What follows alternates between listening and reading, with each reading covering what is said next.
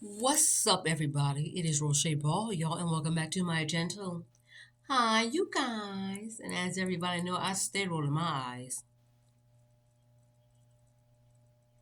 Shenanigans is my big sister, so anyway, I had posted something on my Instagram story like 2 or 3 days ago about I'm the type of woman that enjoys the journey better than the destination because I know I'm gonna enjoy my finishing product because the time it took me to get there, even times after I thought I was getting close to that finishing product, to that destination, I had to go all the way back and then revisit something right when I'm getting close.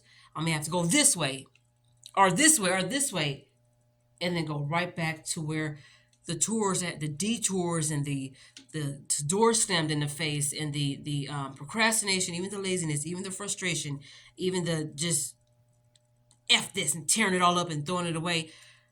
I appreciate all of that because it shows that it took some time for me to get here, good and bad. And I appreciate all the blood, sweat, and tears that I had to go through to get to where I am now. Not where I want to be yet, but the time it's taking me to get there. I'm appreciating every single day. I'm a value and hold dear and cherish every single day until it takes me to get there. And then when I get there, I can look back like, oh my gosh, look what I went through. I'm not going to look back and dwell on it or try to relive it. I'm going to look back on it like, oh, thank God I'm not there no more. But I do appreciate what I went through and the things that I was taken through. How many times I've cried, how many times I've gave up, how many times, I've lost people, just to get to this place. Losing people meaning I thought this man was going to make me his wife, but no. I thought this homegirl, I thought I found like, a cool co-worker I can probably, grow old with. Yeah, that's my friend. We met at this job or whatever. No, I don't know. I guess I'm not cool enough. I don't know. But anyway, and I appreciate the journey because I know nothing was handed to me. If God is not going to bless his people with just anything, I don't want to just do anything just for a quick buck or just for a quick fuck or just for a quick, and I don't mean to drop an F bomb and talk about God. Forgive me. But sorry God. but I don't want to do anything half but, you know, and expect a really good project. That's like you baking a cake and you're not putting the proper ingredients, and not only not putting the proper ingredients, but you're not correctly measuring things. You're not stepping back to a taste test like something is missing. You don't take the time to make sure it's right, you know? And if you don't care, it's gonna show. If you just want to hurry and get done, it's gonna show. And then I don't want to look at my finishing project like this. Like once I get to my destination and where I want to be, I don't want to look at it like this. Like I'm still trying to figure out, because I'm gonna look at it like I'm not finished. Mm, One thing I don't ever want to do is compare my situation to nobody else's. Yes, there are people that I went to high school with who are married with children or are married or just had children, and I'm like, Lord, where my husband at? Where I mean, that girl was mean to me in elementary. And she got kids and a husband, or. One thing my mom used to say is don't look at nobody else's situation because you don't know what they did or what they had to do to get there, good or bad. You don't know what they were taken through to get there. Maybe some things were handed to them easily. Maybe they did a get rich quick scheme or something to get there. Or maybe they really worked hard, a little harder than you, to get there. That's why it seems like everybody around you is doing this, and that. And some people just want to get married and have kids because their best friends are doing it. I don't know what the situation is, but I try not to concentrate on that because they're there. Okay, that's cute, great. But I got to make sure I'm there for whatever it is that I got to do, which means worry about yourself, you know? So, it's nothing like a good mom. But I feel like Um, for me, instead of looking at somebody else's situation, I do got to concentrate on my own thing. You know, when it comes to anything that I desire to be right so I can really enjoy it for the rest of my life, it has to take some time. Nobody wants a watery biscuit. It has to take its time to bake at the right temperature, even at the right time. If dinner's supposed to be ready at however, whatever people eat, I try to eat before 5 p.m. Afterwards, if I get hungry, I'll get like a piece of fruit or something. Or I don't know. I'm trying to work on my diet, so I'm not really perfect in that area, but whatever. I'll get there. Definitely get there because I'm trying to cut off pork and red meat wholeheartedly, and I'm trying to try my hand at what do you call it, tofu. I'll get there. But for me, if you want dinner to be ready at a certain time, there's a certain time everything needs to be prepared. Like when I become a wife, we're gonna be eating dinner at 5,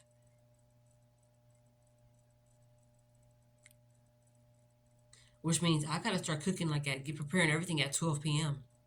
I'm an early person. Let's just say I have something due on the 20th of this month of May 2023. This is due on the 20th. I'm gonna make sure it's turned in March because I don't want to think about that, and I want to have time to concentrate and really take my time on getting something else right, a project or whatever. Like when I was in school, which I still am. Well, I have to go back, so I'm trying to get in there now before the summer semester gets here. I was at Pierce College and I was taking an English class. The final was a 2,000 page essay about, and then you have to make sure the paragraphs are right, the intro, the body, and the conclusion, and all that other good stuff. Y'all know how it goes. I had Grammarly and everything, but y'all, I started working on that and that wasn't due until December 20th of 2020. Do you know that I started working on that 2,000 page essay in October? Because I knew that it was going to be some, like, first it was a 250 page essay, and then it was 700, and then the final was a 2,000 page. Now I like to write, and if anybody don't mind reading what I write, it was more than 2,000 words because I get the going. I get the going when I start writing. Everything come out, and then everything comes out. Even if I have to get off track of the subject a little bit, I try my best to circle it around because I want things to be done right, and I want to really elaborate on a lot of things. I don't like people. I don't like to tell people no or yes. I want to tell them why, even if they don't ask. What do you think about Darth Fur, and how did you begin to think that way? Like when you're interviewing somebody, you say, "What's your favorite color and why?" They don't. I don't. I'm not just satisfied with just telling people what my favorite color is. I want to tell them why I like this color. You see what I'm saying? Even if they don't ask, I feel like that's me working on my social skills, trying to talk, and all of a sudden, like even when it comes to disciplining a child, I took your Barbie car away from you because you went outside and played in the rain with no jacket, or I decided to take your bike from you and you have to walk. I don't know. Not torture punishments or nothing like that, but it's just that I'm the type of person I'm not satisfied with because I said so or because I'm the mama, I'm the daddy. No, I like to talk to people. I would want to be the type of mom that's saying, you know why you're on punishment? Because ABC all the way to Z. There's not gonna be that many reasons. And some people may be feeling, well, as a parent, you shouldn't be trying to explain yourself to your kids. No, you shouldn't be trying to explain yourself to your kids. But when I become a wife and when I become a mom, that's how it's gonna be, you know? But I think I got off track like I always do. And I want to bring it back by saying that I enjoy the journey more than the destination. I love watching the making of Thriller. I love looking at the prosthetics. I like looking at how they made the makeup. So how they get all these clothes to look tattered and dirty and with all these holes in it. How long did it take them to choreograph Thriller? Thriller is the most popular video in the world. You look at all these different artists, rap artists, R&B, pop artists, who on MTV a long time ago, because I used to be a video head. I used to just sit and watch videos a lot, especially if it was like the Backstreet Boys or something like that. And everybody who had a top 20 favorite episode or top 20 host or TLC hosting their videos, or you had NSYNC hosting their favorite videos, or Christina Aguilera hosting her favorite videos, or even Nelly or whoever, everybody had Thriller as their number one, or it seemed like mostly everybody had Thriller as a part of their top 20 because they look at the finishing product and they're like, this man is a freaking genius. But sometimes there's things behind that genius that interest me the most. Like, did you lay down and all of a sudden wake up and had a dream you wanted to do like a short film of like apocalypse or zombies or something? Same thing with what Michael Jackson did with the short film Ghost.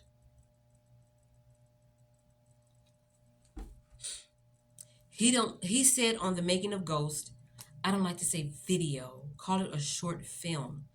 Because when you take the time out, the blood, sweat, and tears, not seeing your family, being away from home, can't even shit in your own toilet, you gotta work with people who may want to do these things different way than you do. You have to come together and get to a common ground. Everything is a storyboard first. Everything is compare and contrast up here first. Then you put it on a piece of paper, and then you start letting your team know, whoever you're working with, this is what I want to do. This is how it should be done. Then people's ideas started coming in, and you may not like their ideas. They may not like yours. The things that happen behind the scenes in order to get that finishing product, which is going to be bomb as fuck, is what I'm more interested in. We know the video is going to be bomb. We know the album is going to be bomb. You know, as soon as you finish with this thread, girl, that dress is going to be bomb from the Met Gala.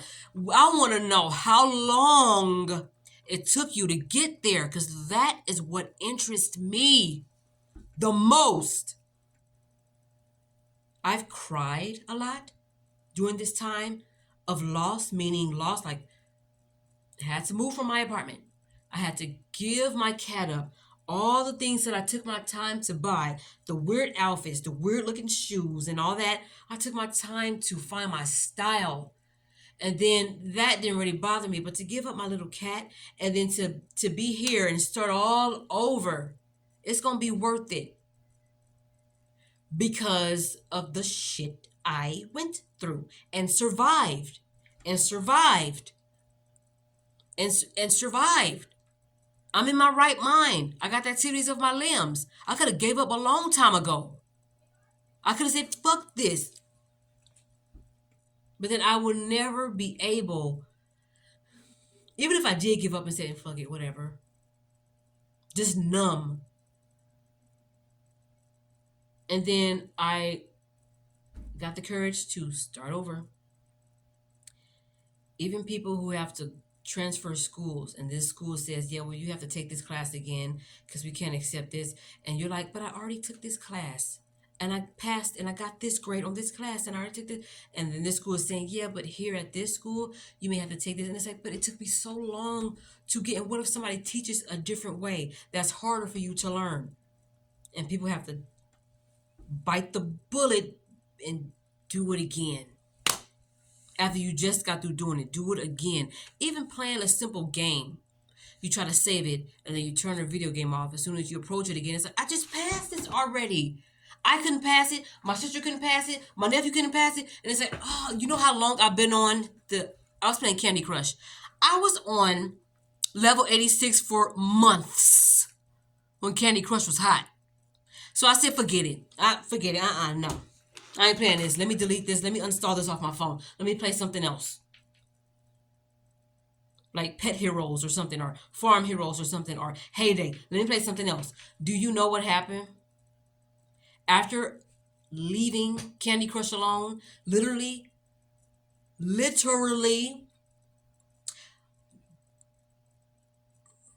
uninstalling the game from my phone when I decided to play it again, do you know they brought me back to level 86? Do you know that?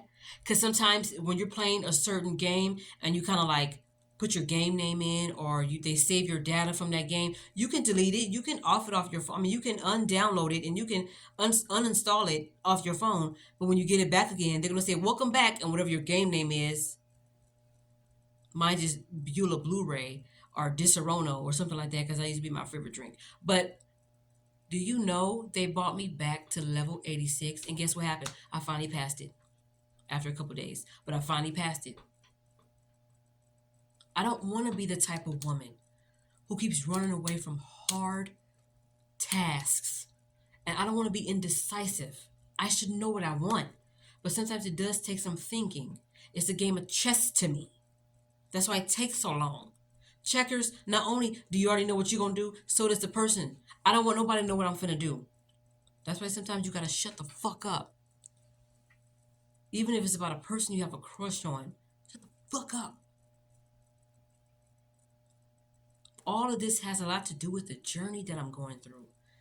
And I know I'm all over the place. And sometimes when I get to talking, I become chatterbox and chatty, and people don't know what the fuck I'm talking about. But I know what I'm talking about. It all makes sense to me. Everything starts in the mind first. And then you write it on a piece of paper. Now it's time to put that thing to foot. You got to do your footwork, and you got to do all this action, and then you got to start, and you got to... It's a building thing to me. It's like when people say Rome wasn't built in a day, I'm sure it wasn't. The Empire State Building was about... The Eiffel Tower wasn't built in a day. Every time I see somebody going to Paris, they go straight to the Eiffel Tower because they appreciate that finishing product. But I want to know, who built the Eiffel Tower? How long did it take y'all? Did it fall? Did you guys have to reconstruct everything? I'm that person. I will get on somebody's last nerve when it comes to wanting to know how something was built from the ground up. Was it a thought? What were you thinking? I even want to know, were you high? Because sometimes great ideas come to people who took a little something. Huh? Yeah, true.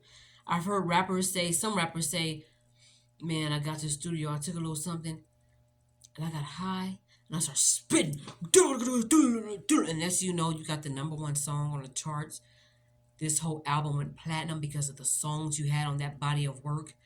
I'm the type of person too, also, not to side note, I don't know how this is going to tie into appreciating the journey more than a destination, because you already know you're going to appreciate your destination because of what it took for you to get there.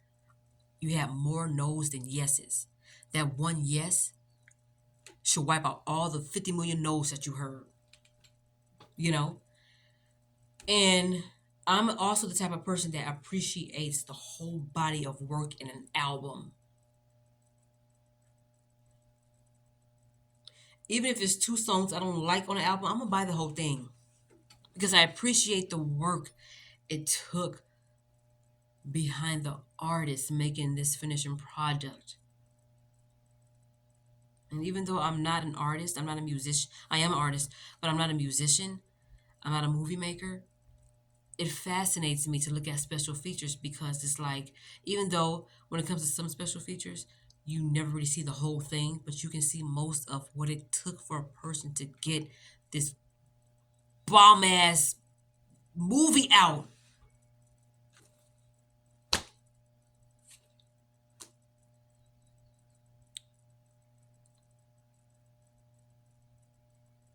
Even if it's a character. Like I heard Tyler Perry say once, he said he's tired of playing Medea. But he said just as long as his people want to see it, he gonna keep doing it. And that's how you know whatever your finishing product is become great. Robert Englund may be tired of playing. He may have gotten tired of playing Freddy Krueger. Because some artists don't want to be known, and some musicians don't want to be known as Steve Urkel all their life. They done other things. Like when you look at Chris Tucker, what you gonna say? James Carter from Rush Hour? Or are you gonna say Smokey? He's done a lot of great things. You see what I'm saying? A lot. Being in Michael Jackson videos, all of that. Comedian. He's the one who said, if a nigga robbed me, he said, I'm so broke, if a nigga robbed me, they'll just be practicing. That was funny. You know, one of my favorite comedians is Bernie Mac. The second one, Martin Lawrence. And I feel like for you guys to be the funniest freaking comedians. I mean, it's a lot of, and I don't want to downplay anybody else's comics or them being a comedian or a great one and being a great comedian. But to me, I think, how did you know you wanted to be a comedian? What happened that got you your start? And they showed a little video, like a little documentary of Bernie Mac. I think it was about 17 to 20 minutes. I don't remember. But he said he would see his mom cry or something, and he would try to make her laugh. And sometimes at a very, very, very, very young age, a person can say, man, I was 5 years old and I was singing. My grandmother used to tell me I used to sing a lot all the time. And I used to sing at the grocery store. I used to sing at the wash house, the laundromat, and all of them. And, you know as a young age what you really want to do. And to me, hearing that, even if it's telling your backstory real quick in a 5-minute interview, that fascinates me. Because that's why you're a great comedian. That's why you're a great rapper. That's why you're a great painter. That's why you're a great dancer. Because of the work it took behind that. Fatima Robson, even Ray Robson, even though, I know how to separate a person from their art. I do. I think Wade Robson is a very great choreographer. Michael Peters, Travis Payne are two of my favorite choreographers in the world. And I want to know, when did you want to become a dancer? I mean, what inspired you? What video you saw? What kind of practicing? Do you have any videos of when you were a kid? My mind just goes there. I don't know if it's because I'm up there in age now. I'm not up. Well, I'm getting up there in age now. I'm 38. I'm wondering. I feel so differently now. I think so differently now.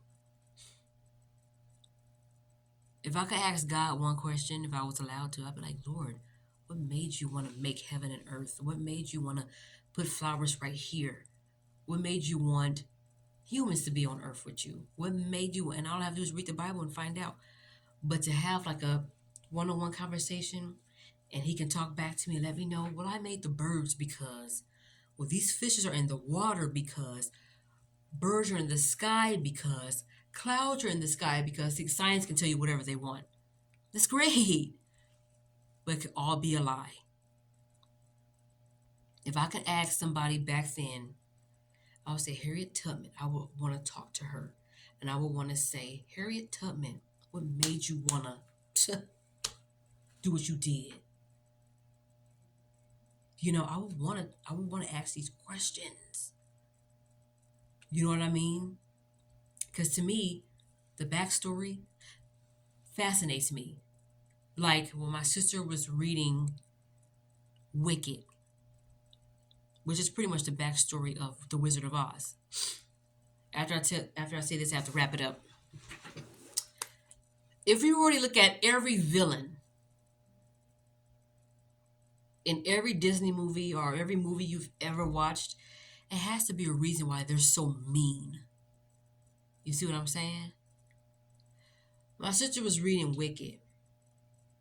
And for anybody who haven't read it, I haven't read it yet, but when I move, I'm gonna build myself a little library and just go off, go crazy. With all the books I'm gonna get, especially with murder mystery books. My auntie told me Dean Koontz is a really good author. But anyway, go back to what I was saying. When you look at the villains in every movie, Scar, Jafar, all these evil queens and princesses in these movies, all these evil queens and stepmothers, you think, why are they so mean? Because all we see is they just triggering off. How come she don't like Cinderella? Maybe Cinderella did some fuck shit as to the reason why the stepmother and Anastasia and Drusilla don't like her. But they don't show you that.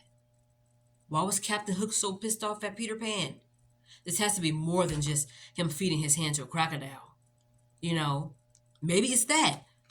Maybe it's, hey, what's this little boy doing on my ship? Let me fight. And in some kind of way, Peter Pan may have cut off his arm and fed it to a crocodile, and that's why Captain Hook is upset. Look at Scar and Mufasa's situation. My sister told me, okay? And even though I'm more of like, well, my mama told me, my sister told me, instead of doing my own research. But when you look at lineage of royalty families, Mufasa was king. So we all know, okay, well, Mufasa and Scar's daddy must have been king. And maybe Mufasa was next in line. It should have been Scar.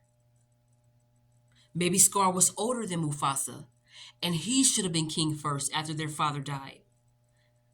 And Mufasa gets to be king, and then he gonna pass down the torch to his son Simba. It don't go down offsprings. Like if I'm queen, my daughter is gonna be queen after I die. No, it's supposed to be my little sister, then then our other little sister, then other little sister. It's supposed to be passed down through siblings, not offsprings. That's what I learned. And maybe that's why Scar was pissed off. Or maybe Scar could have been younger than Mufasa and felt like he should have been king, not Simba. Because all we see is Scar's pissed about something.